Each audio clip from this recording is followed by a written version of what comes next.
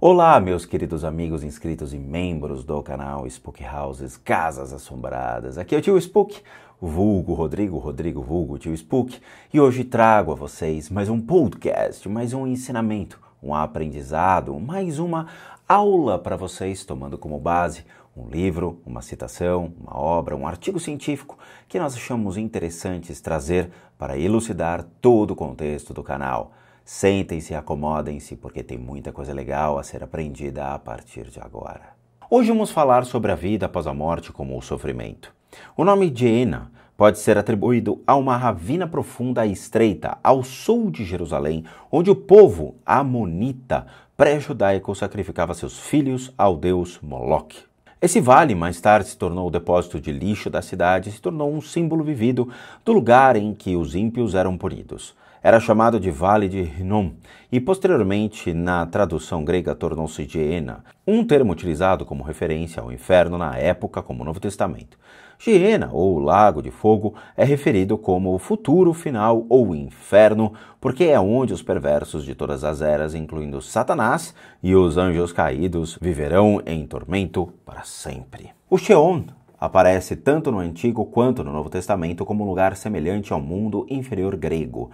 Traduzida, a palavra significa tanto cova quanto sepultura, seja qual for o karma ou escolhas morais feitas em vida. Todos os mortos, sejam bons ou maus, devem ir para esse lugar sombrio e miserável. Mas o conceito que os crentes mais temem é o de que lá não se é mais protegido por Deus, nem se está em contato com Ele. Os habitantes indistintos do Sheol eram conhecidos como Rephaim, ou sombras.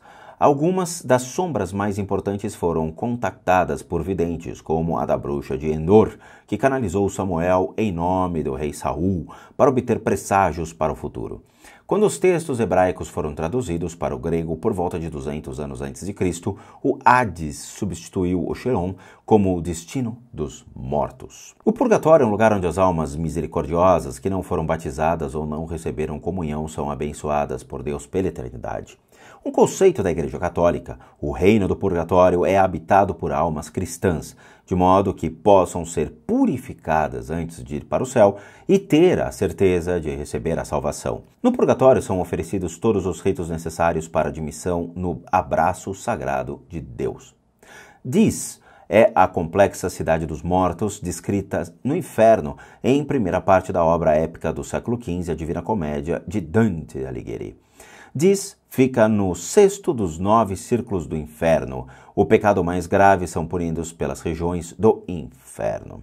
É extremamente quente e contém áreas que se assemelham mais à concepção moderna comum do inferno do que os níveis superiores. O moderno conceito cristão do inferno deriva do ensinamento do Novo Testamento, no qual o inferno é tipicamente descrito por meio da palavra grega Hades ou da palavra hebraica Gehenna. Aqueles que se encontram no inferno estão cercados pelo fogo, demônios e sofrimento eterno. As muralhas do são guardadas pelos anjos caídos e as fúrias, ou os cruéis espíritos femininos responsáveis por conduzir os insanos. No confins de são punidos aqueles cujas vidas foram marcadas por pecados ativos, tais como hereges, assassinos, suicidas, blasfemos, sedutores, aduladores, feiticeiros, hipócritas, ladrões, falsários e traidores. Falando sobre a antiga mitologia persa. Na mitologia persa pré-zoroastrina, o inferno era descrito como um poço profundo aterrorizante, escuro, fedorento, estreito.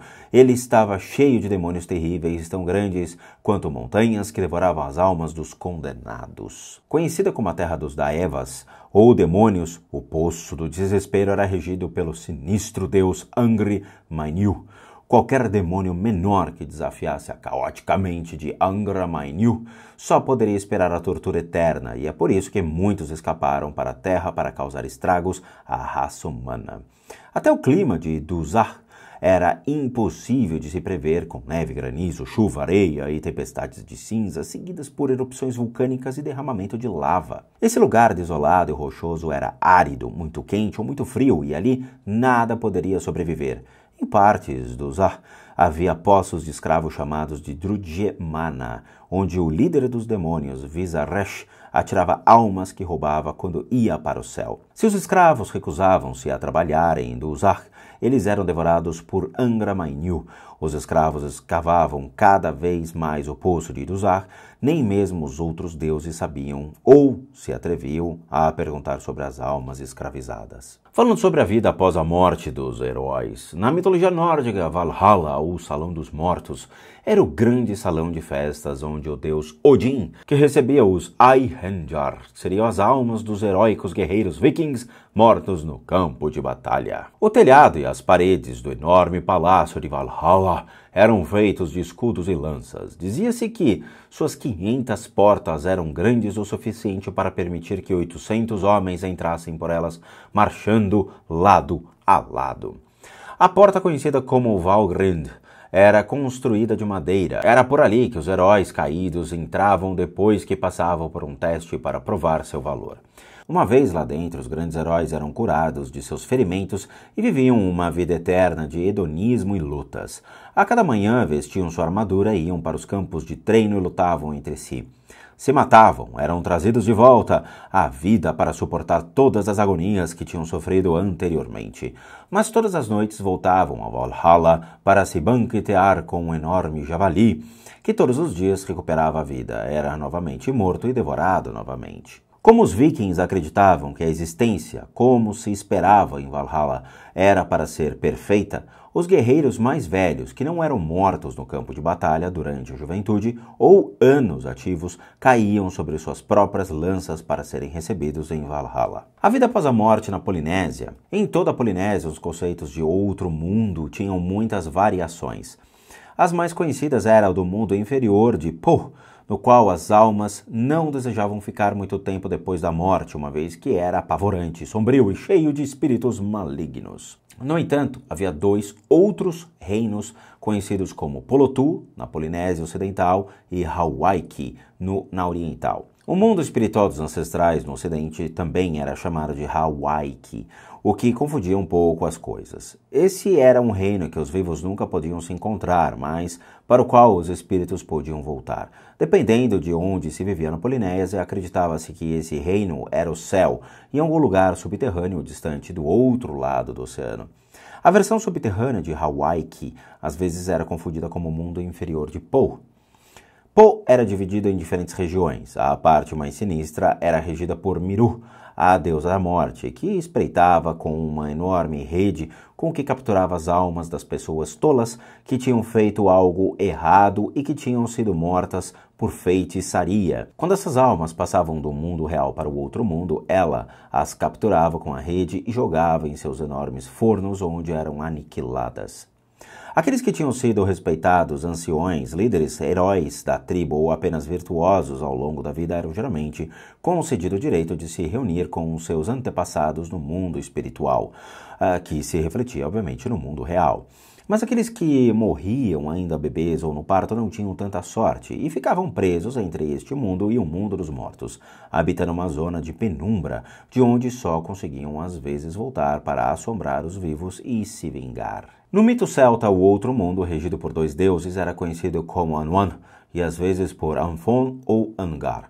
Reflexo do mundo físico, esse outro mundo era, no entanto, informe e eterno. Os deuses Havgan e Havrun eram rivais e muitas lendas surgiram em torno de suas batalhas para usurpar o controle um do outro. Dizem que há uma passagem para Anwan na foz do rio Severn, perto de Lund Island, bem como no topo de Glastonbury Tor. Anwan, que foi cristianizado quando a Terra das Almas em tempos medievais estava cheia de espíritos, demônios e fadas que viajaram ao mundo mortal para enganar, iludir ou divertir os seres humanos que eles encontraram. A vida após a morte para os Bantus, terra dos fantasmas, era como os Bantus africanos chamavam o outro mundo, por onde se entrava através dos buracos e cavernas no chão, mas esse mito obviamente sofreu variações dependendo da região geográfica. Devido às enormes distâncias e variadas paisagens da África, existiam várias maneiras diferentes de se encontrar a terra dos fantasmas e também vários tipos de fantasmas que habitavam a região.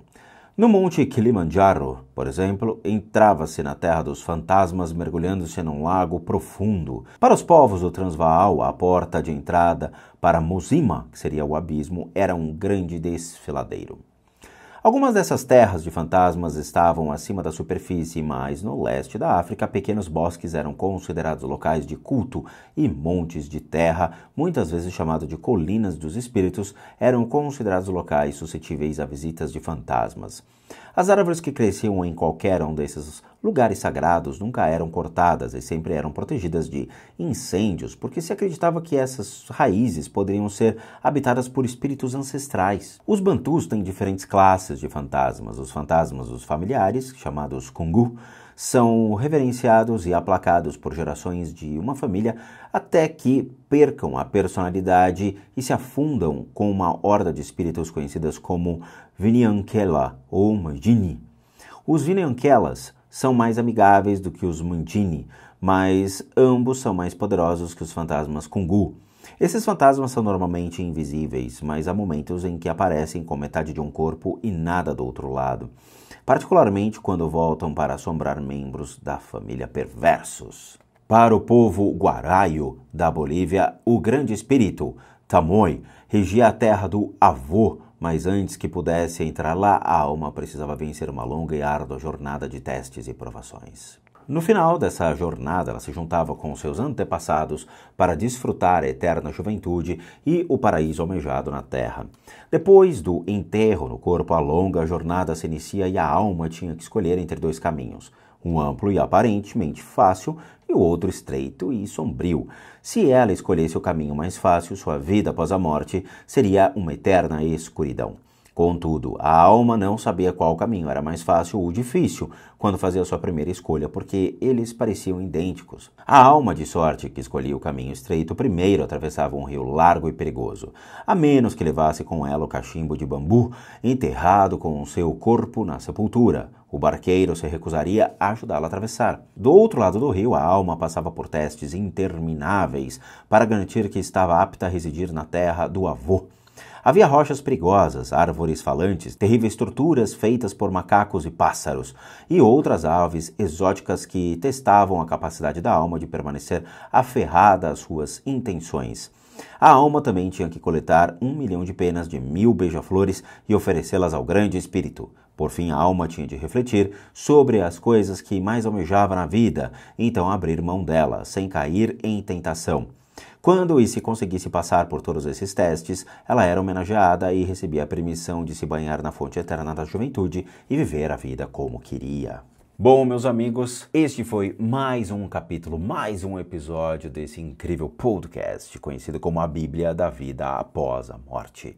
Espero que vocês tenham gostado, espero vê-los também nos próximos episódios. Não deixe de acompanhar mais um capítulo desse incrível podcast. E só lembrando, para aqueles que realmente procuram e precisam de ajuda, tratamentos direcionados às suas limpezas de casas ou tratamento para suas enfermidades, para doenças físicas, mentais, emocionais, espirituais, kármicas ou o que for, devem encaminhar sua solicitação única e exclusivamente para limpezadecasas@gmail.com. Para aqueles que querem tornar-se membros, nós temos o programa Seja Membro. Basta clicar dentro da própria plataforma do YouTube e que você contribui com R$8 para nos ajudar dentro desse projeto e continuar caminhando dentro da plataforma. Além, obviamente, do sistema de doação pelo próprio PayPal. Além disso, nós temos a nossa lojinha casasassombradas.com.br com muita coisa legal para vocês. Vejo vocês nos próximos episódios e nos próximos vídeos. E bons sustos a todos nós.